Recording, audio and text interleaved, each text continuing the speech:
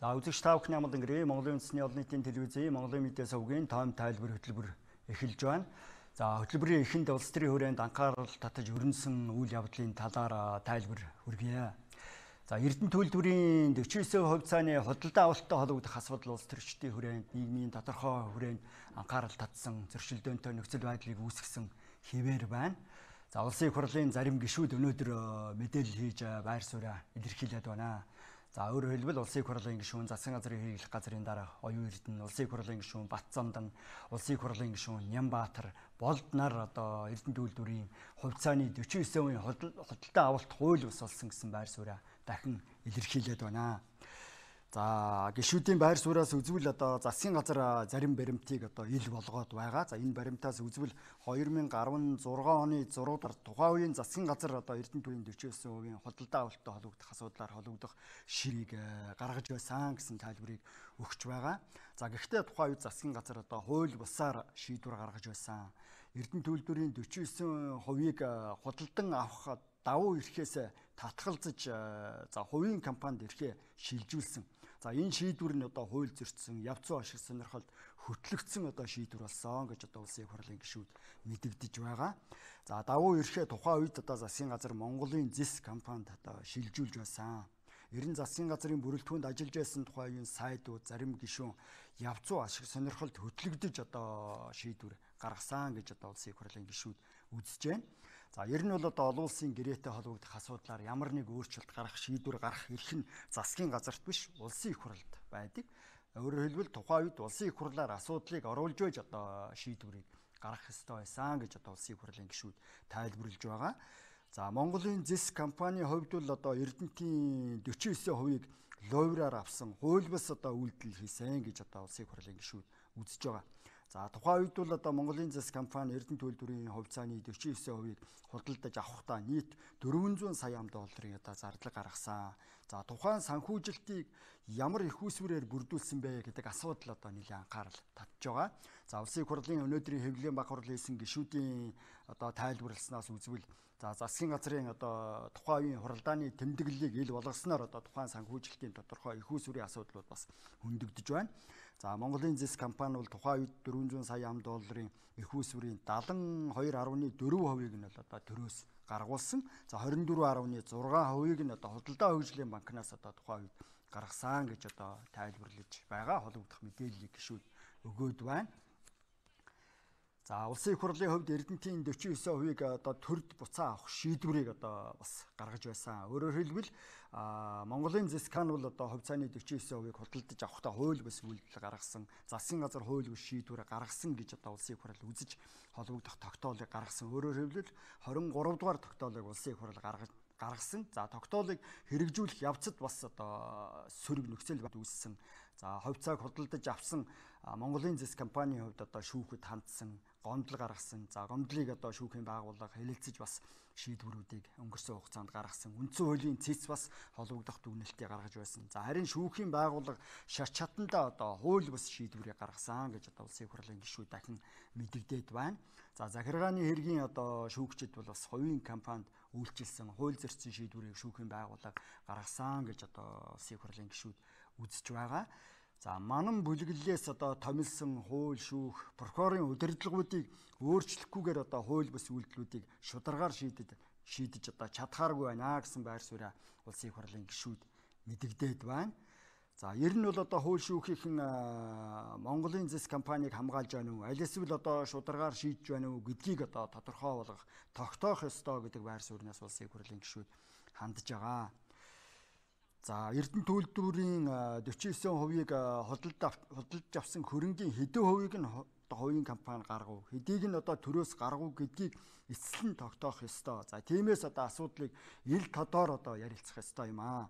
За тийм учраас Монголын зис компанитай засгийн газрын холбогдох ажлын хэсэг хэлэлцээрийн ширээнд суух ёстой. Асуудлыг хоёр талаас ярилцах ёстой. За хууль шүүхийн байгууллагын шийдвэрийг хэрэгж авч үзэх ёстой гэдэг тухайн асуудлыг улсын их хурлын гишүүд хөндөд байна. За энэ удаа засгийн газрын хувьд л өмнөх засгийн газрын гаргасан хуралдааны холбогдох шийдвэр, хуралдааны тэмдэглэлийг ил болгосон.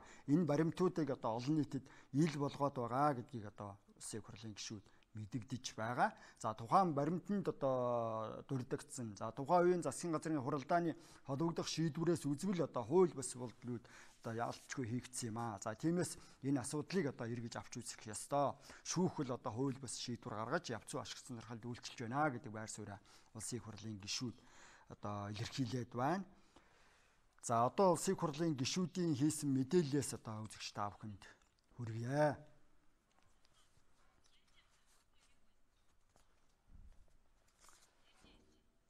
За ажлын хэсгийн хувьд бол ерөнхийдөө бас асуудлыг бол олон талаас нь авч үзэх ёстой юм аа. Засгийн газар бас ажлын хэсэг байгуулсан.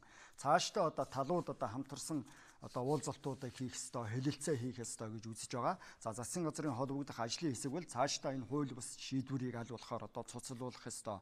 Төр одоо Эрдэнэ төлбөрийн 49% буцааж авах ёстой гэсэн байр сууриас хандж байгаа гэдгийг одоо улсын их хурлын гишүүд одоо тайлбарлаж байгаа.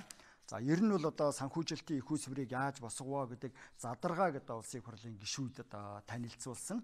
За Эрдэнэ төлбөрийн 49%-ыг одоо худалдаж авах одоо шийдвэрийг гаргахдаа засгийн газар одоо санхүүжилтийн их усврыг мөн одоо хууль бусаар одоо шийдвэрлэж. За Эрдэнэ Монголын зэс компани хувьд одоо хууль бус шийдвэрийн дагуу санхүүжилтийн их усвруудыг босгосон гэдэг одоо тайлбарыг одоо улсын их хурлын гишүүд өгч байгаа. За энэ удаа улсын их хурлын гишүүд тухайн санхүүжилтийн одоо их усвруудыг одоо задаргаа байдлаар нь одоо танилцуулсан.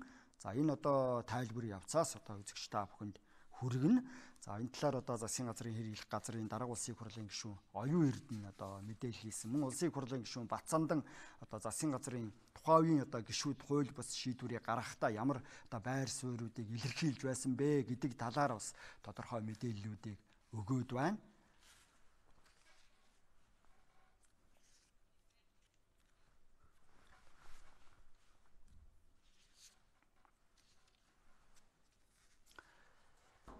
За улсын их хурлын гишүүдийн илэрхийлсэн байр сууриас үзвэл ер нь одоо шудраг бусын хонглыг үүсгэж улсын хөрөнгийг завьсан хүмүүстэй одоо хариуцлага тооцох ёстой юм аа.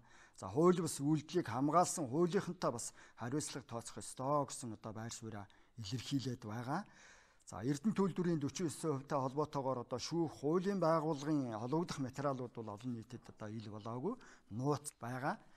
За ер нь бол одоо холбогдох материалуудыг цаашид одоо олон нийтэд ил болгох ёстой гэдэг тухайн асуудлыг одоо улсын их хурлын гишүүд хөндөж байгаа. За энэ асуудлуудаар одоо улсын их хурлын гишүүд өнөөдрийн одоо мэдээлэлдээ тодорхой дурдсан. Одоо улсын их хурлын гишүүдийн хийсэн мэдээллээс одоо үзэгч та бүхэнд хэсэг хормын дараа хүрэх болно.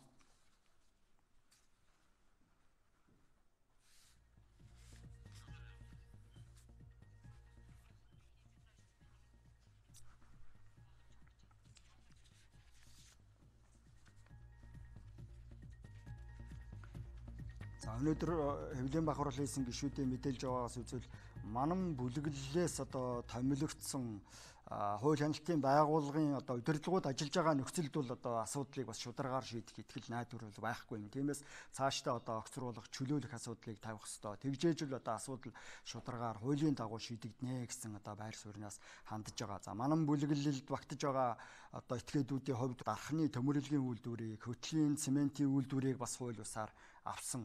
За тухайн одоо шийдвэрүүдийг гаргасан нөхцөл байдлыг ч одоо эргэж авч үзэх ёстой. За хууль бусаар бий болгосон санхүүжилтийн их усврүүдийг чадж үзэх ёстой гэдэг тухайн асуудлыг хөндөж байгаа. За энэ асуудлаар бол одоогоор тодорхой асуудлуудыг үл ярих боломжгүй. За энэ удаа зөвхөн Эрдэнэ төлбөрийн хувьцааны 49%-тай холбогдох асуудлаар л одоо байр сууриа илэрхийлж байна гэдгийг одоо улсын их хурлын гишүүд мэдээлээд байгаа юм аа.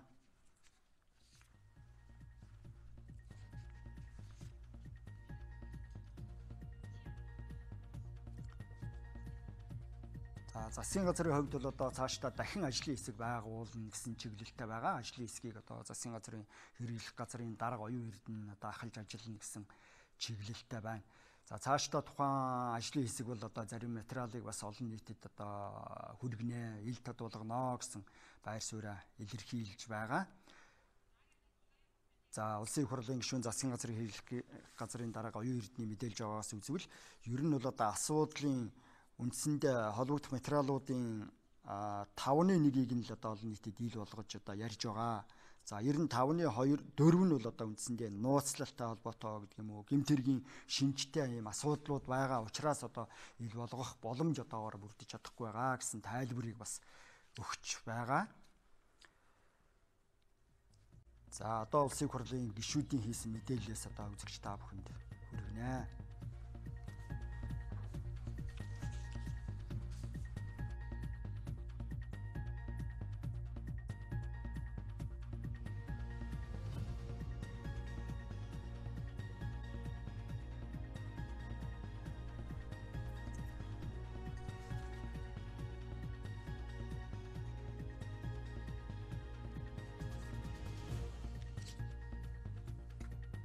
Монголын зэс компанийн хувьд бол өмнө бас удаадараа бас байр сууриа илэрхийлж байсан. Ер нь бол одоо Эрдэнэ төлөвлөрийн хувьцааны 49%-ыг хөдөлж авахдаа хуулийн дагуу хандсан санхүүжилтийн их усүрээ одоо хуулийн хүрээнд босгосон гэдэг одоо байр сууриа удаадараа илэрхийлж байсан. За энэ асуудал бол одоо бас удаан хугацаанд яригдж байна. Хууль шүүхийн байгууллагын хүрээнд яригдж байгаа. За ер нь олон улсын бас хуулийн байгууллагын хүрээнд одоо асуудлыг бас хөндөж тавьж байгаа. За өнгөрсөн хугацаанд одоо Монголын шүүхийн байгууллагын хувьд бол бас шат чадандаа холбогдох шийдвэрүүдээ гаргасан. Гэхдээ одоо Монголын одоо компани талд одоо шийдвэр гарсан гэж одоо яригдж байгаа. За гэхдээ засгийн газрын төлөөллүүдийн хувьд бол одоо захиргааны иргэн шүүх одоо зөвхөн нэг талд үйлчилж хууль бас шийдвэрээ гаргаж байгаа гэсэн байр сууриа бас удаадараа илэрхийлсэн. За захиргааны хэргийн одоо нэр бүхий шүүгч одоо хувийн компани ашиг сонирхолд үйлчилсэн гэдэг тухайн асуудлыг одоо засгийн газрын холбогдох төлөөллүүд одоо тайлбарлаж одоо асуудлыг хөндөж байгаа. За тиймээс тухайн шүүгчтэй холбогдох асуудлыг бас одоо цаашдаа ярих ёстой, хууль хяналт шүүхийн байгууллагад бас хандах ёстой гэдэг тухайн асуудлуудыг хөндөж байгаа юм аа.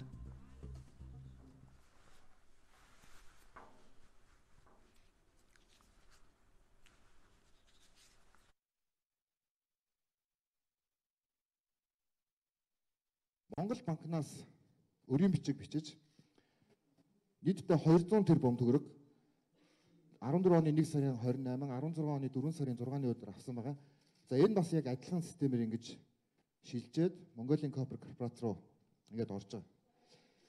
За хөгжлийн банкн дээр болохоор 71.3 сая, 51.3 сая. За ингээд нийтдээ за хөгжлийн банкн дээр шалгалт орсон бас энэ дээр бол дэлгэрэнгүй одоо ийм мэдээллүүд удахгүй бас ингээд хийгдээд явна.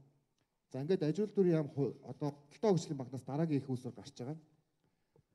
За худалдаа хөгжлийн банкнаас 111.2 сая төгрөг барьцаагүй зээлээр одоо гарсан байгаа. За энэ зээл нь хаашаа орсон бэ гэхээр дахиад пүрэв түвшингийн данс руу 16 оны 6 сарын 18. За Kinetic хувьцаат компани руу болохоор яг эдний адилхан бас дахиад энэ өөр компанигаа нэг эзэмшигчтэй 68 сая доллар Riverstone гэдэг энэ компанигаа за Эрдэнэ дэлхийн үеэл дүү Болдотер гэж хүний одоо байгуулсан энэ компанигаа за United Energy захирал дүлгэн худалдаа хөгжлийн банкнд ажиллаж байсан тийм ээ, нэг та бүхэн мэднэ. За ингээд нэг өдрийн дотор 16 оны 16 сарын 14-нд бүгдээрээ барьцаагүй ийм зээлүүд дараад 283.6 сая доллар гарч байгаа. За ингээд худалдаа хөгжлийн банкны актив унж байгаа энэ дээр тийм ээ. Тэгэнгүүт 8 өдрийн дараа Монгол банкнаас зузаатгал нэрээр 160 тэрбум төгрөг ингээд гаргачихж байгаа. Ийм нөхцөл байдал ингээд үүсэж байна гэж бас үзэж болж байгаа. За ер нь бол Монгол банк шууд одоо QSC хувьцаат компани руу шилжүүлсэн энэ зөвхөн энэ 200 тэрбум л өөрөө банкны тухай хууль, Монгол банкны тухай олон баримтуудыг ноцт өрчих ийм нөхцөл байдал үүсэж байгаа. Яг л Монгол банк хизээч аж ахуй нэгжүүдэд бол зээл өгөх ёсгүй юм байгууллага байж байгаа. За бас нэг сонирхолтой нөхцөл байдал үүсэж байгаа нь United Energy гэдэг энэ компани үүсгэн байгуулагч бол 49% тал засгийн газар захиргааны иргэн шүүхтэр 3 удаа унахад одоо тийм ээ шүүх хуралд оролцсон шүүгчийн аав Мишиг гэж хүн United Energy гэдэг компаниг үүсгэн байгуулад 11-ээс 15 онд энэ шүүгч маань шүүгчийн аав United Energy гэдэг компанид ажиллаж байгаад за сүүлд нь үнийг төлгөөнд шилжүүлсэн. Ийм бас зүйл бол ингээд нөхцөл байдал ингээд тогтоогдож байгаа маа гэж. За ингээд ерөнхийдөө ийм дүнг тийм ээ За 72.4% төрөөс 27.6% нь бол худалдаа хөгжлийн банкнаас гарсан байх эхний одоо юм санхүүгийн багц бол тогтоогдож байгаа юм. За ингээд Альфа банк руу 6 сарын 29-ний өдөр шилжээд Орос тех рүү шилжсэн байна. За энэ бол үндсэндээ хувьцаа худалдаа авахын өмнөх санхүүгийн босголт. За хувьцаа худалдаж авсны дараа Эрдэнэ төвлөрөөс Билазийн төлбөр нэрээр 16 оны 3 сард 3.6 сая доллар, гэрээний төлбөрийн 40%-ийг урьдчилгаа гэдэг байдлаар 15 тэрбум төгрөг, гэрээний төлбөр гэдгээр 17.2 тэрбум төгрөг, ган бомлог нийлүүлэх гэдэг байдлаар 87 тэрбум, ногдол ашиг гээд Mongolian Copper корпорацид 58.3 сая доллар. За нийтдээ 119.3 сая долларыг Эрдэнэ төвлөрөөс буцааж авсан байна. Дахиад нөгөө QSC гэдэг компани, дахиад Mongolian Copper, хөтлийн цемент, дархны төмөрлөг гэдэг. Тэр энийг ингээд оруулж тооцох юм бол одоо худалдаа хөгжлийн банкнаас яг хэдэн төгрөг гарсан бэ гэдэг нь туйлын ойлгомжгүй юм систем. За яагаад бид нар нууцаас одоо энэ болон бусад тэр тогтоолтой холбоотой асуудлуудыг ил болгосон бэ гэхээр тэр протокол дээр орхон захирал ороод Mongolian Copper корпорац бол Эрдэнэ бэлгийн за тэр дундаа худалдаа хөгжлийн банкны байгуулсан одоо ийм компани гэдгийг засгийн газрын хурал дээр одоо протоколд оруулж байгаа.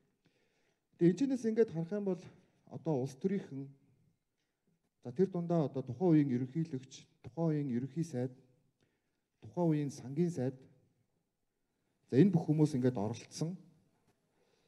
За тэгээд мөнгө байсаар байтал одоо сангийн яамд Монгол банкнд Эрдэнэт үйлдвэрт хөгжлийн банкнд санхүүгийн ихүүсвэр байсаар байтал тухайн үеийн эдийн засгийн нөхцөл байдалтай холбогдуулж одоо үндсэндээ Монгол улсын засгийн газар худалдаа авах боломжгүй гэдэг дүгнэлтийг гаргаад ингээд одоо жишээлбэл засгийн газар худалдаа авах давуу эрхээсээ өөрөө сайн дурын үндсэн дээр татгалзаж одоо Mongolian Copper корпорац буюу энэ одоо худалдаа хөгжлийн банкны ард байгаа энэ компанид давуу эрхийг олгосон. За энэ дээр хууль хяналтын байгууллага тухайн үеийн удирдлагууд гүнзгий оролцсон. За нэг үргэлж одоо кинонд гардаг шиг ийм систем манай Монголын одоо улс төрд бий болсон байна. Бизнес эдийн засгийн одоо ийм одоо томоохон бүлэглэл үүсч энэ систем одоо яг үндэстэн дамжсан корпорацтай адилхан Монголд хийгдсэн одоо ийм тод жишээ байна гэж одоо үзэхээсээр гарцгүй болж байгаа. За энэ системийг нотлох гэж одоо цагдаагийн ерхий газраас авилгалтай тэмцэх газраас 2 удаа хандхад энэ бүх баримтуудыг гаргаж өгөхгүйгээр худалдаа хөгжлийн банкны тийм ээ дансны хуулбаруудыг өгөхгүйгээр дансны дээр одоо электрон гүйлгээний нотлох баримтуудыг өгөхгүйгээр нийслэлийн прокурор 2 жилийн хугацаанд 2 удаа хаасан байна. За энэ ч бас шүүгчийн асуудал гарч ирж байгаа. Энэ бол туйлын ноцтой. Бид нар өнөөдөр үдээс хойш Бацуур гэдэг шүүгчийг бид нар одоо авилгалтай тэмцэх газар болон шүүхийн ерөнхий зөвлөлд бол гомдол гаргана. Хэрвээ аав нь United Energy-г байгуулагдсан нотлогдвол энэ бол одоо элдэд ашиг сонирхолтой гэж үзэхээс аргагүй. Бас ийм нөхцөл байдал ингээд үүсэж байгаамаа гэдгийг бас хэлхийг хүсэж байна. Тэгэхээр энэ бүх хэсгэм одоо тогтоогдож хууль хяналтын байгууллагын өмнө одоо жишээлбэл энэ мөнгө угаасан уу эсвэл Монголын төр үнэхээр одоо ийм давуу талыг нэг банкнд олгоо гэдэг асуудлыг бүрэн тогтоосны дараа засгийн газар хилцлийн ширээний ард суух боломжтой гэж ингээд үзэж байгаамаа гэдгийг та бүхэнд хэлхийг хүсэж байна. Одоо энэ хөгжлийн банкнаас, Монгол банкнаас, сангийн яамнаас мөн засгийн газар, тухайн үе сайхан бэлгийн засгийн газар, сангийн сайд нь Эрдэнэт гэдэг хүн байхдаа 500 сая долларын засгийн газрын баталгаа гаргаж өгсөн байдаг. Энэ хүмүүсийг гаднаас мөнгө босгоотгоо гэж. Хизээс засгийн газар нэг компанид 500 сая долларын баталгаа гаргаж өгчсэн түүх байхгүй. Энэ бас хууль зөрчсөн үйл байсан. Өөрөөр хэлбэл Эрдэнэтийн 49%-ийг Оросоос авчрахдаа улсын мөнгөөр улсын үйлдвэрийг яаж худалдаж авах вэ гэдэг ийм завгарыг энэ хүмүүс гаргасан байна гэдгийг та бүхэн тодорхой харж байгаа баха. Одоо миний гартаа 2016 оны 6 дугаар сарын 9-ний өдрийн хуралдааны тэмдэглэл байна. Засгийн газрын хуралдааны тэмдэглэл. Энэ тэмдэглэлд яаж Монгол улсыг засгийн газрын гишүүд нь манан бүлэглэлийнхэн нийлж Монголын өмч хөрөнгийг ловирдсан тухай маш тодорхой бичсэн байна. Засгийн газрын хуралдаанд оролцсон сайд нарын нэрийг би уншиж өгье. За ерөнхий сайд сайхан бэлэг өөрөө байгаа. аж үйлдвэрийн сайд гол дүр тоглосон хүн бол Эрдэнэбат гэж хүн байгаа. Ардчилсан намын бүлгийн даргын ажлыг олон жил хийсэн Эрдэнэбат гэж хүн. Эрдэнэбат Эрдэнэтийн 49%-ийг яаж лойвордож авах вэ? Яаж Монгол улсын засгийн газар Монголын төр Оросоос ирж байгаа 49%-ийг давуу эрхээр худалдан авах эрхээсээ татгалзах уу гэдэг ажлыг зохион байгуулсан байна. Монголын засгийн газар төр ирж байгаа 49%-ийг олон улсын гэрээ хуулиар давуу эрхээр худалдан авах бүрэн боломжтой байгаа. Гэтэл Эрдэнэбат гэдэг хүн протоколд хэлсэн байгаа. Монгол улс мөнгөгүй учраас Монгол улсын засгийн газар давуу эрхээсээ татгалзаж худалдаа хөгжлийн банкнд өгөх зүйтэй гэж. Mongolian Corporation өгөх зүйтэй гэдэг ийм саналыг гаргаж бусад гишүүд нь 2 удаа засгийн газар хуралдаж бусад гишүүд нь дуугүйхэн дэмжсэн байна. Засгийн газрын хуралдаанд оролцсон засгийн газрын олон сайд нар бүлэг залгсан юм шиг дуугүй суусан. Тухайлбал ардчилсан намын дарга Эрдэнэ гэж хүн одоо энэ хуралдаанд оролцсон байна. Юу ч дуураагүй байна. Эрдэнэтийн 49%-ийн дээрэм хулгай болж яхад бүр таг дуугүй суусан байна. Боловсролын сайд ганц төмөр гэж хүн байсан энэ хуралдаанд. Чив чимээгүй суусан байна. Юу ч болоогүй юм шиг. Хулгай дээрэм болж яхад гэмтэрэг үлдэгдэж яхад дуугүй сууна гэдэг бол өөрөө гэмтэрэг. Өөрөө гэмтэрэг. За жигжид гэж сайд байсан. Жигжид бол харин нэг протоколд бас нэг арай гайгүй юм хэлсэн байна. Стратегийн ордын өмчлөл, хувьчлал, эзэмшилтэй холбоотой асуудлыг заавал улсын хурлаар оруулдаг юм шүү. Хууль дүрмийн сайн хараарай гэж хэлсэн байна. За ганц гайгүй хэлсэн сайд нь бол бас их сайхан баг. Их сайхан сүулдэ өөрөө бөөрхөлөж явцсан боловч эхэндээ нэлээд гайгүй Монголын ард түмний эрх ашигын талд дуурсан байна лээ. Энэ 49% чинь худалдаа хөгжлийн банкнд очоод цаашаа гадагшаа зарагдчихгүй биздэй гэж. Наад нөхд чинь хятадууд зарах гэж байгаа юм биш үстэй гэж.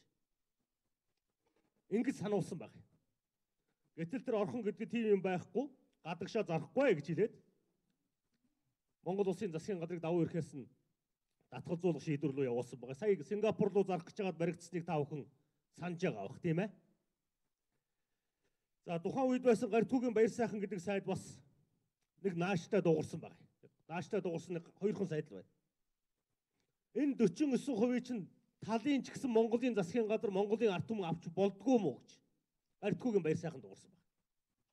Тэгсэн сайхан бэлгэн энэ тухай ярих шаардлага байхгүй одоо хувийн компани аваад ирчгээд байхад ер нь өгөөд явуулах нь зүйтэй гэж ерөнхий сайд нь хэлсэн байх шээтэй. За тухайн үеийн гадаад хэргийн сайд байсан нөхрийн нэг яриа бас протоколд дурдгдсан байна. За энэ асуудал дээр ажлын хэсэг байгуулъя. Ажлын хэсэгт манай гадаад харилцааны яамны гэрээ эрхийн гадраас нэг хүн оруулъя гэж санал гаргасан байна. Гэтэл ерөнхий сайд сайхан бэлгэн за тэгээд аштайхан ам хэлэн түгжээтэй үдээтэй хүн оруулаарай гэж. Монголын баялаг ордуудыг хулгай хийж дээрэмдэж авахын тулд манан бүлэглэл ийм л юм хийдэг юм байна гэдэг нь өнөөдөр засгийн газрын хэрэглэх газрын дарга оюун эрдэнийн санаачлагаар нээлттэй болсон протоколоос ил харагдаж байна. Энэ том гэмтэргийг энэ том хулгай лойврыг Монгол улсын прокурор шалгахгүй 3 жил боллоо. Би прокурор дээр орж ирсэн энэ хэргийг шалгаж өгөөч гэж. Энэ гэмтэрэг биш ээ Бацандаа гэж сууж ирсэн 3 жилийн өмнө. Наадах чинь улаан цам гэмтэрэг байна. Ил тод гэмтэрэг байна. Засгийн газар давуу эрхээр худалдан авах эрхээсээ татгалзахын тулд дэлхийн улс орнуудад бол асар их төлбөр авдаг. Давуу эрх чинь өөрөө үнэтэй зүйл байхгүй юу? Эрхээ худалдаж яах гэсэн үг. Эрхээсээ татгалзах нэгдүгээр төлбөртэй зүйл. Хоёрдугаар засгийн газар тухайн үед мөнгө байхгүй, засгийн газар төлбөрийн чадамжгүй байсан гэж аж үйлдвэрийн сайд Эрдэнэбат худлаа ирсэн. Эрдэнэтийн 49% худалдаж авсны дараа засгийн газар 300 тэрбум төгрөгийг 5 толгой хувьцаа гэж тарааж байсныг та бүхэн мартаагүй байх. Тийм биз? Дээрээс нь яг тэр үед худалдан авалт хийж явах үед Эрдэнэтийн дансанд 400 сая долларын 3-ны 1-тэй тэнцэх хэмжээний мөнгө байсан гэж одоо засгийн газрын сайд удирдгууд ярьж байгаа. Энэ хүмүүсийн өөрөөр хэлбэл худалдаа хөгжлийн банкны банк болон түүнтэй хамаарал бүхий этгээдүүдийн 14, 15, 16 онд Монгол улсын төсвөөс хөгжлийн банкнаас Монгол улсын засгийн газрын баталгаагаар авсан мөнгө нь нэг нөгөө хэлэхэд Чингис бондтой бараг тэнцэж байна. 1.2 тэрбум долларт хүрч байна. Авсан мөнгөнийх нь хэмжээ. Гэхдээ нэг компани, нэг хүн Монгол улсаас Чингис бондтой тэнцэх хэмжээний мөнгийг аваад байх юм бол энэ улс яаж хөгжих юм бэ? Тэгээд энэ компани авсан мөнгөө буцааж Монгол улсад төлсөн үү? Төлөөгүй. Энэ бүлэглэл, манан бүлэглэлийн лөөвөр улам үргэлжилж байгаа. Сая би уул уурхайн сайд байсан хурцгайтай уулзлаа. Төмөр толгойн ордын асуудлаар Гагийн шүүхтэр арбитрийн маргаан болоход манан бүлэглэл Монголыг ялагдуулахын тулд ажиллаж байсан шүү дээ гэж хэлж байна. 1 тэрбум долларын өрөнд Монголыг оруулахын тулд манан бүлэглэлийнхэн ажиллаж байсан шүү дээ. Би гэрчээр оролцсон хүний хувьд гайхаж байсан гэж. Энэ асуудлыг тухайн үед хууль зүйн яамны тамгын газрын дарга зоригт оролцож байсан хүний хувьд бас хэлж байсан. Бацандан гишүүнээ манан бүлэглэл арай хэтэрсэн шүү. Монголыг өрөнд оруулахын төлөө, Монголыг газар мөлхүүлэхийн төлөө наад манан бүлэглэл чинь ажиллаж байгаа шүү. Та бүхэн сайн анхаараарай, арай хэтэрч байна шүү гэж. Ийм л байгаа. Өнөөдөр схемийг өнөөдөр оюун эрдэнэ сайд задлж ярьлаа. Энэ Пүрэв Төвшин гэдэг 27 настай хүүхэд өнөөдөр Эрдэнэтийн 49 миний өмч гэж яриад үсээ гэлдээд өдрө болон зургатаар гардаг боллоо. Одоо Пүрэв Төвшин цаашаа Сингапур руу шилжүүлэхдээ бас нэг сарангуй хэмжигнөө нэг охин руу бас 23 дахь охин руу Эрдэнэтийн 49% шилжүүлнэ гэж зогсож байна. Ийм юм дэлхий дээр байдгүй маа.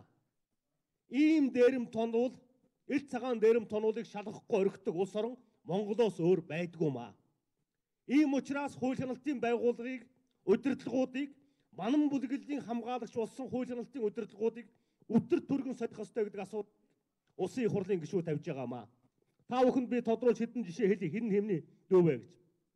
Энэ Хүрлбаатар гэж нөхрийг мэдхүү? 68 сая доллар оруулж ирж байгаа.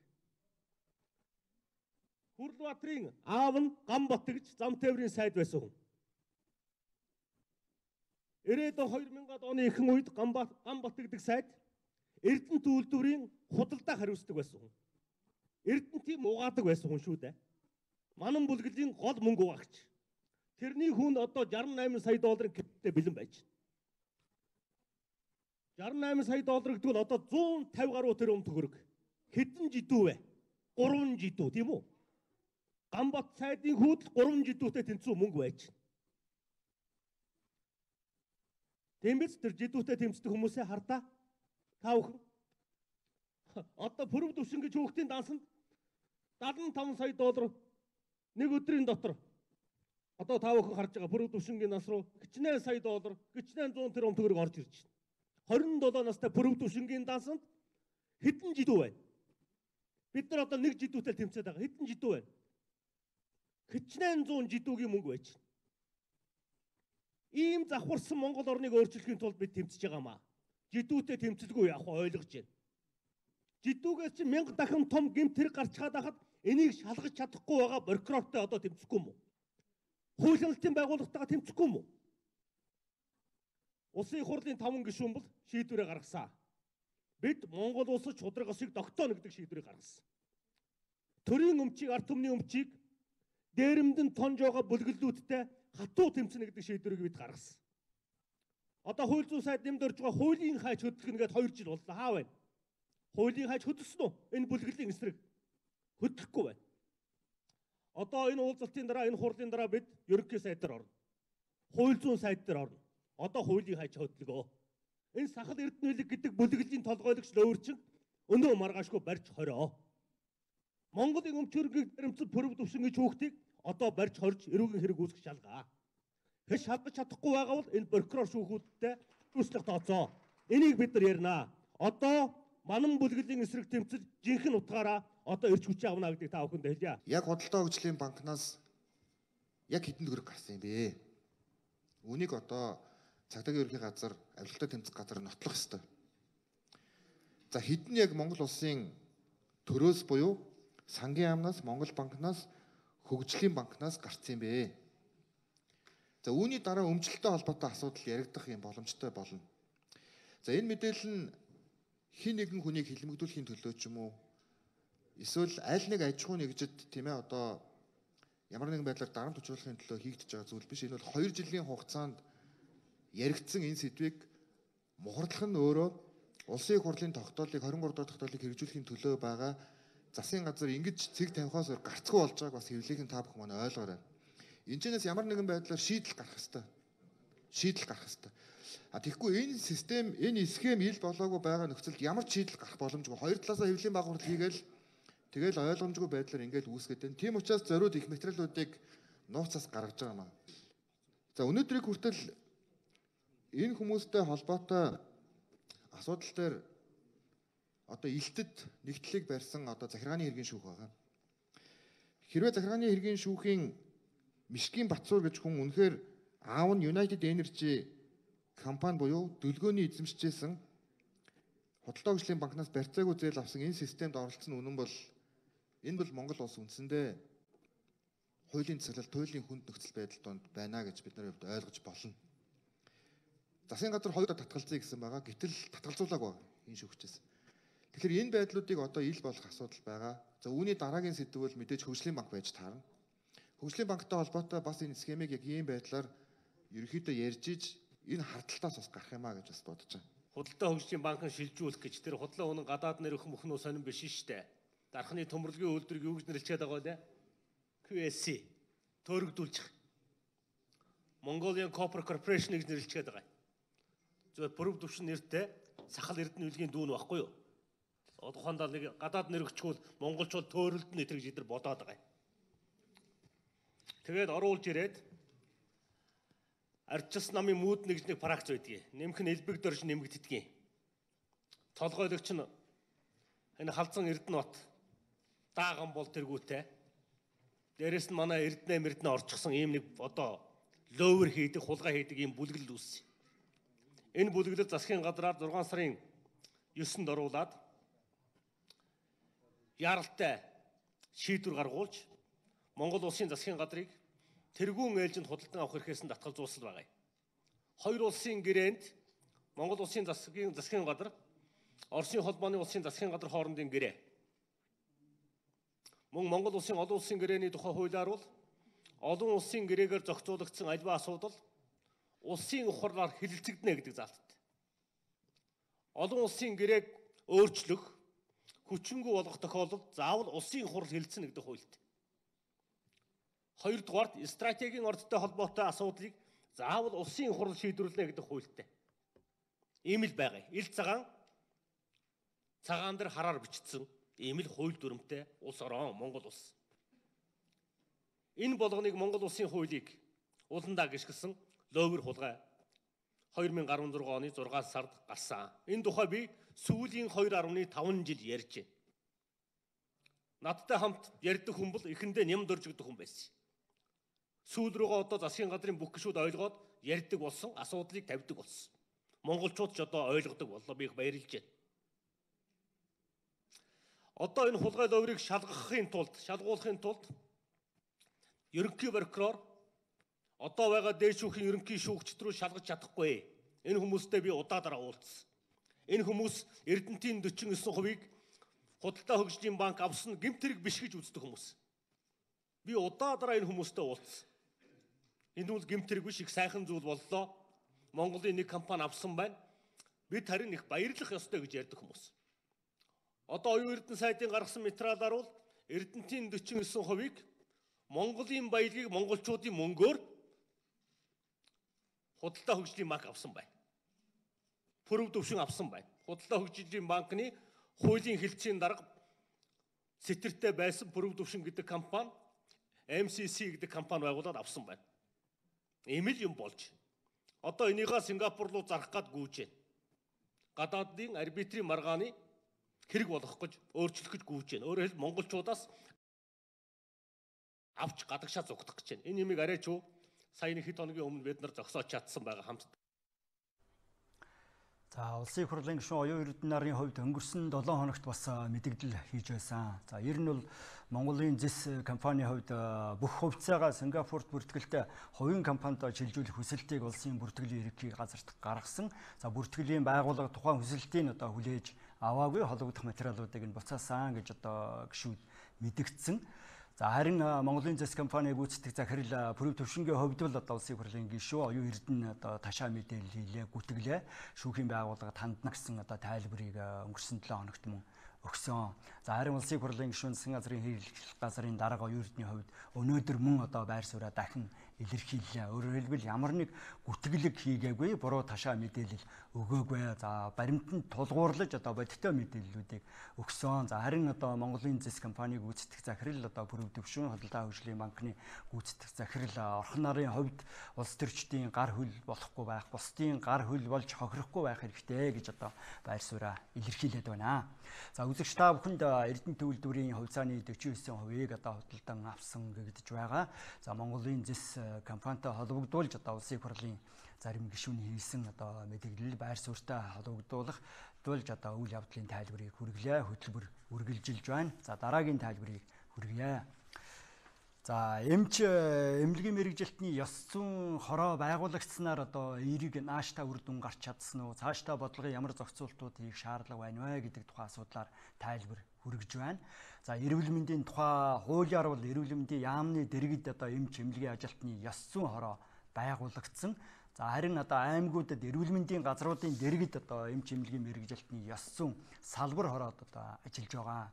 За ер нь бол ёс зүйн салбар хороод байгуулагдсанаар үр дүн хүрч чадсан уу? Өнгөрсөн хугацаанд нөхцөл байдал ямар байсан бэ гэдэг тухайн асуудал хөндөгдөж байгаа. За ихэнх салбар хороодын хувьд бол үйл ажиллагаа нь олон нийтэд хүрч чадахгүй, хороод байдаг хэсэг нь мэдэгддэггүй, иргэдээс нуугдмал бүтэц болж хувирсан гэж зарим төлөөлөлүүд үзэж байгаа. Эмч эмнэлгийн ажилтнууд ёс зүйн зарчмыг баримтлах шаардлагатай эсэх нь ойлгохдохоо болсон.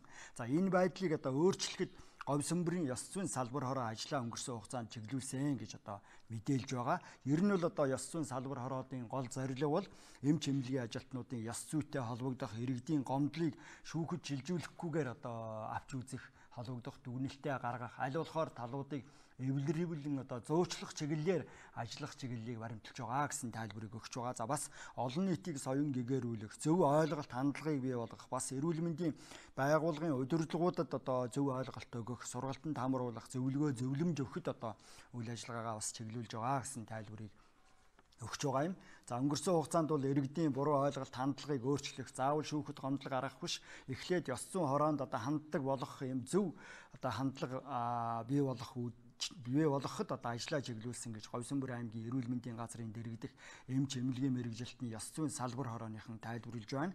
За эрүүл мэндийн байгууллагын нэр хүндийг аль болохоор хамгаалах, бас эмч нарынхаа урмыг хугалахгүй байх ёстой гэсэн бас зарчмыг барьсан. Гомдол маргааныг аль болохоор эвлэрүүлэн зуучлалын зарчмаар шийдэж чадсан гэж Говьсөнбөр аймгийн эрүүл мэндийн газрын дэргэдэх ёс зүйн салбар хорооныхан ярьж байна. За одоо Говьсөнбөр аймгийн эрүүл мэндийн газрын дэргэдэх ёс зүйн хорооны удирдлага болон эрүүл мэндийн яамны дэргэдэх эмч эмнэлгийн ажилтны ёс зүйн хяналтын хорооны ажлын албаны удирдлага мөн эрүүл мэндийн байгууллагын зарим төлөөллийн яриаг үзэгч та бүхэнд хүргэж байна. Хамгийн нааштай хандлага гэвэл эмч эмнэлгийн мэрэгчлэний дундх ёс зүйн харилцаа хандлага бол яг нийгэмд яриад байгаа шиг тийм доошоо муу болчихсон юм бол ер нь бол байхгүй байгаа гэж олж байна. За үнэхээр энэ хэвлэл мэдээллийн хэрэгсэл сошиал медиа маш хүргэсэн учраас нэг хүн л ёс зүйн эвгүй алдаа гаргахад тэр эрүүл мэндийн байгууллага болон эрүүл мэндийн салбарын нэр хүнд гараад байгаа учраас эмч эмнэлгийн мэрэгчлэлтний ёс зүйн харилцаа хандлага сүргээр нөлөөлж байгаа.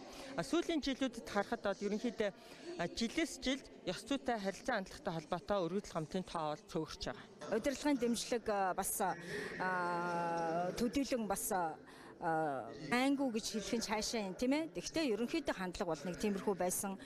Мөн ажлын байр тэгэл удирдлагч нь тэр бүгдийг хангаж өгөх хэрэгтэй юм чинь. Тэгээд тийм зүйлүүдээр хангах байдал нь бас бидний өнөө ажиллах тийм нөхцлөөр бол тухтай уулзаад нэг газараа цуглараа ингээд хуралдаад асуудлаа шийдэхэд хүртэл бид нар чинь байр сууц бас хэрэгтэй шүү дээ. Ажлын нөхцөл байдал, техник тоног төхөөрөмж ч гэсэн хэрэгтэй тэгээ энэ бүхэн бас тийм таатай бус байсан л да. Иргэд одоо ёс зүйн хороонд хандлага одоо өөрчлөгдөж байна уу? Гомдол саналаа одоо гарах талаасаа өөрчлөлт гарч байна уу? Аль эсвэл одоо шүүх хуулийн байгууллага гэдэг одоо өмнөх хөвшмөл хандлагууд илүү байгаа даа. Ерөөсөө яг энэ чинь л асуудал болоод байгаа байхгүй юу? Манай ард иргэдийн ерөөсөө мэддэггүй байсан том юм салбар шүү дээ. Яг өнөө кавичн дотор хийх юм бол айгүй нууц байгууллага, нууц одоо бүтцч гэдэг юм уу? Энэ чинь бол нөө ёс зүйн салбар хороо болчиход байгаа байхгүй юу? Ягаад тэгэхээр нөө ёс зүйн салбар хороо нь дандаа өнөө ажлынхаа хажуугаар ажилладаг хүмүүс чинь тэгж тухтай суугаад ажилладаг өнөө гадагшаага соён гэгэрүүлэх ажил хийх нь тийм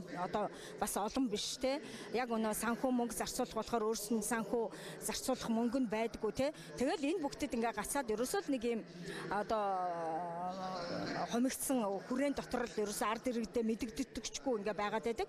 А гэтэл ард иргэд чинь яг эмч эмнэлгийн мэрэгчлэнтэй холбоотой асуудлаа хэн төгсөх ёстой гэхээр энэ мэрэгжлийн байгууллагт нөхчөө шийдвэрлэх ёстой байхгүй дотор нь. Гэтэл шүүхэд өгч जैन, цагдаад өгч जैन, мэрэгжлийн хяналтын байгууллагад өгч जैन те. Тэгээ бүр сүүлдээ өнөө арга баргалаараа ард иргэд маань за ямар ч байсан салбарын яамд нүгүүл нэг шийдэх баха гэд. Тэгээд тэр салбарын яамд өгсөн өргөдөл гомд нь явсаар байгаад манай салбар хорон дээр ирчихжээ те. Тэгэхээр ард иргэдэд энэ эмч эмнэлгийн мэрэгжлийн салбар хороо одоо хэсгийн хороо байдгиймаа гэдгийг соён гэгэрүүлэх яриагаас гадна ер нь өнөө ард иргэдтэй одоо соён гэгэрүүлэх яриа хийхтэй одоо бүхэл үйл ажиллагаагаараа энэ манай салбар хороо ажилтг юм шүү гэдгийг бол мэдрүүлж тэгээ хамтарч ажилласнараа үр шимээ нь бол хүртүүлэх зайлшгүй шаардлагатай байгаа. Ер нь ёс зүйн салбар хороо ажиллана гэдэг бол эмч мэрэгжилтнүүд талдаач, ерний үйлчлүүлэгч талдаач аль альных нь хэрэглэгийг хамгаалсан байгууллага гэж ойлгож байна. Тий, одоо эмч эмнэлгийн мэрэгчлүүдийн хувьд бол ерөөсөө анх орж энэ ёс зүйн салбар хороонд ажиллахад ерөөсөө ганц мэдрэгдсэн зүйл бол эмч эмнэлгийн мэрэгчлүүд нөө ажлын байрны стресс, мэрэгжлийн стресст маш их автагдсан байж байгаа. Тэгэхээр энээс нь яаж салах юм бэ? Энэ хүмүүсийг яг зөв зүйтэй үйл ажиллагааг нь өнөө ажлын байрны хэвийн үйл ажиллагааг нь явуулахад энэ хүмүүсийг яаж одоо үнцэнтэй мэрэгчлэлтэн байх юм бэ те? Өөрсдийнх нь үнцнийг яаж мэдрүүлж ажилуулах юм бэ гэхдээ зэрэг яг энэ одоо эмч нартайгаа хувьчлан ажиллах зайлшгүй шаардлагатай байгаад байгаа байхгүй юу? Тэгэхээр эмч нар маань өөрсдөө хувь хүмүүс шүү дээ. Энэ хүмүүсүүд чинь ард маш хүнд хэцүү амьдралтай тий. Зөвхөн эмчийн, совилогчийн, асрагчийн цалингаар амьдарч байгаа маш их масс Монголын нийгэмд байж шүү дээ. Магадгүй маш хүнд хэцүү амьдралтай хүмүүсийн масс одоо эмнэлгийн салбарт ажиллаж байгаа гэж хэлэхэд бол бас хэлсдэхгүй байгаа. Яг үннийг хэлэхэд гадаадд явж одоо цалин хөндлөө авч чадахгүй тий. Ар гэртээ одоо давхар хамаарагчийн асуудал, архины давхар хамаарагчийн асуудалтай. Хүүхдүүд нь хүнд хэцүү хүмүүжлтэй тий бэлэвсэн, өргөжлөлсөн эмэгтэйчүүд бол эмнэлгийн салбарт бол маш их ажиллаж байна. Тэгвэл эдгээр хүмүүс чинь яаж одоо ажлынхаа байран дээр тэр өвдөө зовоод ирж байгаа хүмүүс тэр чинь нэмсгэлээд ухтах юм бэ тий. Энд чинь хүн юм чинь цаанаасаа сэтгэл зүрх нь бэлтгэгдэхгүй шүү дээ. Тэгэхээр энэ хүмүүсийг бэлтгүүлэхийн тулд ажилтг нь ёс зүйн салбар хороо байхгүй юу? Тэгэхээр энэ ёс зүйн салбар хорооны нийгэмд үзүүлэх үр дүн бол ерөөсөө асар их энийг бол одоо хэмжихийн аргагүй тийм асар их одоо үр дүнтэй. Иргэдээс ихэвчлэн дандаа нөгөө эмч эмнэлгийн мэрэгжилтэнтэй холбоотой одоо ёс зүйтэй ч юм уу холбоотой гомдлууд их гарч ирдэг. Гэхдээ тэрэн дээр бид нар одоо юуны тухайд хүргэлгүй эмчийн одоо алдаа байлаа, ёс зүйн зөрчил байлаа гэж үзэхээсээ илүүтэйгээр аль аль талд нь ямар одоо алдаа дутагдал гарсан юм бэ? Тэр нь өөрөө яг ямар асуудалд яаж шийдвэрлэж болох бүхэл талын боломжийг судалж өргөдлөөр гаргасан хувь хүнтэй ярилцах мөн одоо нөгөө эмч сувлагч болоод эмч эмнэлгийн мэрэгжилтэнгуудад одоо ганцаарчилж уулзах. За тэр уулзалтаасаа бид нар ямар одоо шийдвэрийг гаргах болох вэ гэдэг уулзалтыг зохион байгуулдаг байгаа. За ер нь бол бид нар гол баримтлаг зарчим бол эвлэрүүлэн зуршлах үйл ажиллагаа нь бол илүү аль аль талыг одоо хүндэтгсэн аливаа асуудалд одоо зөв хандах хандлагын нэг одоо илэрлэл нь байдаг учраас эвлэрүүлэн зуршлах үйл ажиллагааг нь одоо илүү авч хэрэгжүүлж байгаа. Ерөнхийдөө 18 оны үйл ажиллагаан дээр ирсэн өргөдөл гомдол дээр бид нар бол эвлэрүүлэн зуршлах үйл ажиллагаагаар бол асуудалд хандаж шийдвэрлэсэн байгаа. Тухайлбал өнгөрсөн хугацаанд хичнээн одоо санал гомдлыг шийдвэрлэж ямар зарчмаар шийдсэн гэсэн үг. За 2018 онд манай ёс зүйн салбар хороон дээр бол 3 өргөдөл гомдол ирсэн байгаа. За энэ бол иргэнээс 2 өргөдөл ирсэн.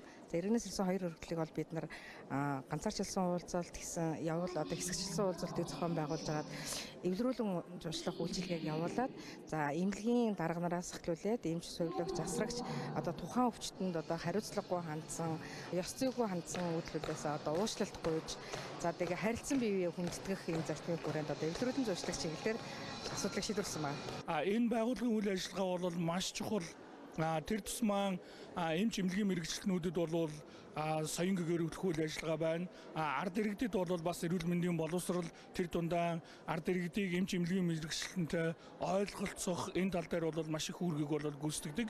Тэгэхээр мөн эмч эмнэлгийн мэрэгчлэнтэй холбоотой алдаа дутагдал зөрчлийг бол тухай бүрд нь шийдвэрлэх зөв арга замыг олдог. Мөн одоо зуучлах ийм үйлчилгээнүүдийг үзүүлдэг учраас энэ байгууллага бол одоо ард иргэдийн дунд, эмнэлгийн ажилчдын дунд тэдний алдаа зөрчлөө сэргийлэх энэ үйл ажиллагаан дээр бол хамгийн чухал энэ байгууллага гэж бол үзэж байгаа. Үйлчлүүлэгчдийн зүгээс бол яг хөө тавьж байгаа асуудал бол эмч эмнэлгийн мэрэгчлэлний ёс зүйг дээшлүүлье гэдэг ийм асуудлууд бол тавьдаг. Энэ маань бол яг хөө тодорхой хувиар бол бидэнд бол бас ёс зүйгээ дээшлүүлэх үйлчлүүлэгчтэй харьцах тал дээр анхаарах юмнууд бол байгаа. Гэхдээ би энэ дээр бол бас давхар хэлэх зүйл маань бол манай ард иргэд өөрсдөө бас одоо харилцааныхаа тал дээр эрүүл мэндийн салбарын ажилчдыг эмч эмнэлгийн мэрэгчлэлтний хүндэтгэх энэ харьцаа тал дээр бол бас анхаараасай. Тэднэрт бол энэ ёс зүйн салбар хороогоороо дамжуулаад бол тодорхой хэмжээний боловсрол сургалтыг бол бид бүхэн бас олгохоор ингээд төлөвлөд ажиллаж байгаа. Энэ ажил маань бол бас үр дүнд хүрэх байхаа гэж бодож байна. Манай мэдслийн засаг хэд чинь бол юу яаж байгаа одоо манай нэг сайн зуршлага гэдэг ингээд одоо үйлчлүүлж байгаа улсуудаа эмнэлгээс гаргахад нь одоо эмчилэгч эмчин одоо уулзаа зөвлөгөөнөө өгөөд тэгээд тэр хүнд одоо больниц ууд сүйчих янз бүрийн бичиг баримтын бүрэн бирлж өгөөд тэгээд сайхан гар бариад ингээд зөвлөгөөний өгөө гаргаж явах жишээтэй. Ийм одоо эмчнэрийн бас зөв харилцаа хандлага чухал байна гэсэн үг. Чухал хамгийн чухал байгаа. Энэ манай тэгээд ингэснээр эмч үйлчлүүлэгч эмч хоорондоо одоо зөв хандлагатай тийм сайхан болж тогтож байна. За бидний сайн туршлагандаа оруулсан нэгдүгürt бол ёс зүйн чиглэлээр бид нар сайн туршлагандаа бол одоо зүгээр л инээмсгэл гэсэн юм чиглэлээр бид нар оруулж ирсэн байгаа. Энийг бол бид нар 2015 оноос эхэлж иргэддээ үйлчлэг тусламж үйлчилгээ явуулахдаа бол энэ зарчмаар бид нар явж ирсэн байгаа. За энэ дээр бол бид нар эслийг голчилж хэрэгэлсэн. Үүдний одоо угтах хэсгээс бидний угтах үйлчилгээ гэж байдаг. Энэ угтах үйлчилгээнийхээ хэсэгт бол бид нар хэсгийг одоо смайлаар тогтчуулаад дуугүй хөтөж байрлуулж тэндээ болохоор одоо ахлах сувлагчийн зургийг хийсэн тийм та манай тасгаар тавтай үйлчлүүлнэ. Хэрвээ үйлчлүүлэх гээд эрэхтэн бичиг баримттай эмчид хандахад юу шаардлагатай тэр болгож байрлуулад ингээд тавьсан байгаа.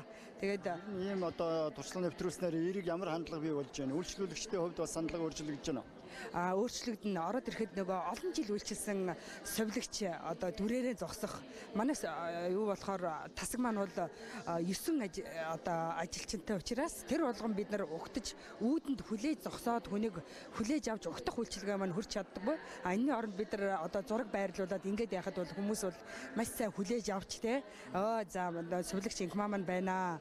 Маш их хараад баярлалаа гэдэргээд ингэж орж ирж бас их сайхан ээлдгээр орж ирж исэн. Энэ бол их таатай байсан. За хоёрдугаарт болохоор эмчилгээ үйлчилгээний чиглэлээр бид нар энэ тухлаг ивүүр гэдэг тийм ээ одоо сувлагчийн ивүүр гэдэг энийг бид нар туршлагаан болж ирж байгаа. Энийг бол 2015 оноос эхэлсэн. Сувлагчийн хамгийн гол одоо үйлчилгээний бол тэрэгэнцэр эмчилгээний тэрэгэнцэр байдаг. Энэ тэрэгэнцэр дээр болохоор бид нар одоо тусал тариа хийх, судас тариа хийхэд зориулагдсан тийм ивүүрийг бол байрлуулж өгсөн нь бол маш их ач холбогдолтой байсан. За яг энийг бол ерөөсөө сувлагч энэ тэрэгэнцрийг шууд бариад тэгээ сувлагч бол энэ тэрэгэнцрийг түрээд шууд палатанд ороод үйлчлүүлэгчид тариа хийхэд шууд энэ тэрэгэнцэр юуг ивүүрээ босгоод гарын энэ дээр ийм зөв байрлуулаад эмчилгээ үйлчилгээгээ хийн. Ингэхэд бол энэ бол стандартын дагуу нэгдүгээрт, хоёрдугаарт сувлагчид одоо бас эвлэг, хоёрдугаарт энэ бол хялбар бас гарын доорх материалаар бид нар ингэж ашиглаж хийсэн байгаа. За Говьсанбар аймгийн эрүүл мэндийн газрын дэргэдэх эмч мэрэгжилтний ёс зүйн салбар хорооныхны хувьд өдрөлөг зохион байгуулсан. За өдрөлгийн үеэр аймгийн эрүүл мэндийн байгууллагын ажилтнууд өөр хоорондоо туршлага солилцож за цаашдаа 7 сарын хугацаатай аян өрнүүлэхээр болоод байна. Аяны ажиллагааг эхлүүлсэн. За өнгөрсөн хугацаанд бол одоо аймгийн эрүүл мэндийн газрын дэргэдэх эмч мэрэгжилтний ёс зүйн салбар хороо Дэлхийн банкны төслийн хүрээнд бас дэмжиж одоо тодорхой хүрээнд хамтарч ажилласан байна. Цаашдаж одоо тодорхой дэмжлэгийг үргэлжлүүлэн хүргэн ер нь аймагуудын одоо эрүүл мэндийн газрын дэргэдэх ёс зүйн салбар хороодод одоо дэмжлэг үзүүлэх нь зөв юм аа гэдгийг одоо Дэлхийн банкны төлөөлөл тайлбарлаж байна. За өдөрлөгийн үеэр одоо бас тулгамдсан тодорхой асуудлуудыг цаашид хэрхэн шийдэх, ямар зохицуултууд хийх шаардлагатай вэ гэдэг тухайн асуудлуудыг төлөөллөд хөндөж ярилцсан.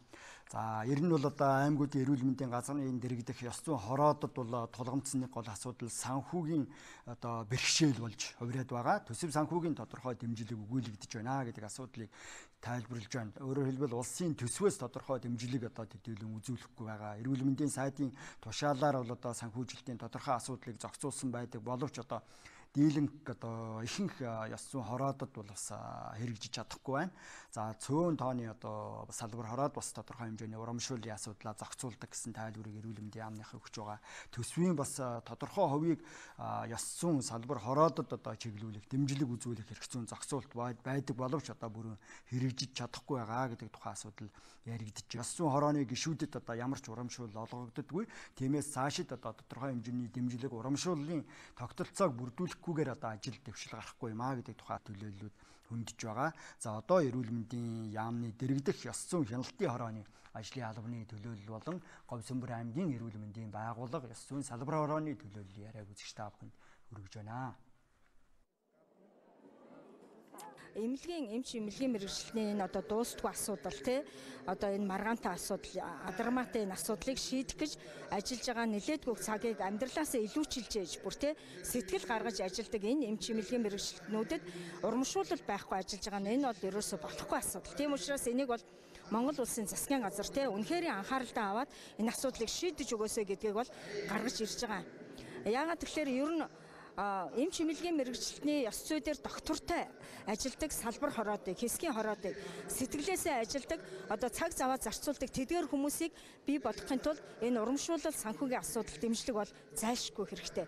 Ингэжээж Монгол улсын хэмжээнд эмч эмнэлгийн мэрэгчлэлтний ёс зүй одоо өнө ард иргэдийн байн гомдлоод байдаг тий асуудал дагуулад байдаг. Энэ асуудал бол сайжрахгүй санхүү байхгүй байгаа юм байна гэдгийг бид нар бол одоо ёс зүйн салбар хороонд орж ажиллаагүй байхдаа ер нь эмч нар л муухай ааштай юм байна тий эднэр нь л бодгүй юм байна гэж ингэж иргэн хүнийхээ хувьд харж явж байтал өнөөдөр яг дотор нь ороод ажилласан чинь үнэхээр энэ салбар хороонд ажиллахад бол тий бүх талаасаа бол үнэхээр бас боломжгүй байдаг юм байна, хэцүү байдаг юм байна гэдгийг бол одоо биеэрээ бид нар бол амсаад энэ асуудлыг бол одоо улсын хэмжээнд гаргаж ирэх нь зүйтэй гэдэг одоо чиг хандлагыг бариад ингээ явж байгаа. Дөрвөн ёсороо бол эрүүл мэндийн салбарын эрүүл мэндийн газрын жилийн төсвийн 0.3-аас 0.5% нь бол ёс зүйн салбар хороонд зарцуулагдах ийм журамтай байдаг. Гэхдээ яг амьдрал дээр бол одоо ёс зүйн салбар хорооны үйл ажиллагаанд зарцуулагдах ёстой мөнгөө гэдэг ийм юм бол бид нарт бол байдаггүй. Тэгэхээр одоо ёс зүйн салбар хороогоо дэмжих эдний үйл ажиллагаанд одоо санхүүгийн болон бусад талаар ингээд дэмжлэг үзүүлэхэд бол үнэхээр бол хүндрэлтэй байдаг. За манай аймгийн хэмжээнд бол яг эрүүл мэндийг хөгжүүлэх дэд хөтөлбөр гэж аймгийн зан мөрийн хөтөлбөрт орсон дэд хөтөлбөр байгаа.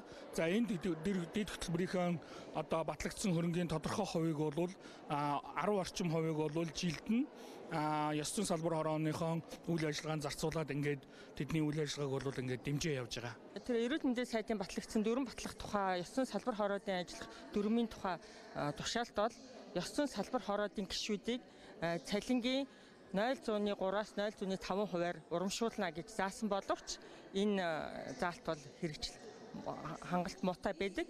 Ер нь бол 46 салбар хороодоос маань одоо нэг ойролцоогоор 4-5 ёс зүйн салбар хороол цалингийн урамшуулалт үзүүлдэг. Ихэнх ёс зүйн салбар хороо болон хэсгийн хороодол ямар ч урамшуулалт дэмжлэггүй явж байгаа. Цаашдаа тодорхой дэмжлэг хэрэгтэй байна гэсэн үг.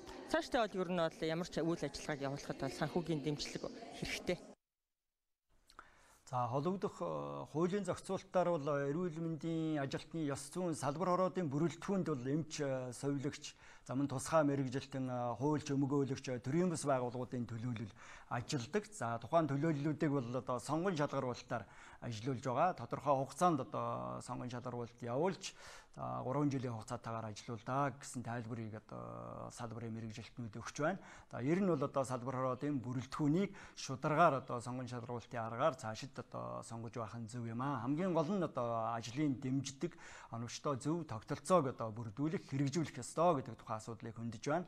За мөн эрүүл мэндийн байгууллагын ажилтнуудын тайлбараас үзвэл эмч, совиглагч, эмнэлгийн ажилтнууд ёс зүйтэй байхаас гадна үйлчлүүлэгчид бас зөв хандлага, харилцаатай байх, ёс зүйтэй байх, соёлтой одоо харилцдаг байх ёстой гэдэг одоо тайлбарыг өгч байгаа. За энэ чиглэлд одоо ёс зүйн салбар хороод бас анхаардаг. За ажлынхаа нэг гол чиглэл болгодог байх ёстой. Өөрөөр хэлбэл олон нийтийг соён гэгэрүүлэх, зөв хандлага бий болгоход одоо ажлаа чиглүүлэх нь зөв юм аа гэдэг тухайн асуудлыг төлөөллүүд хөндөж байна.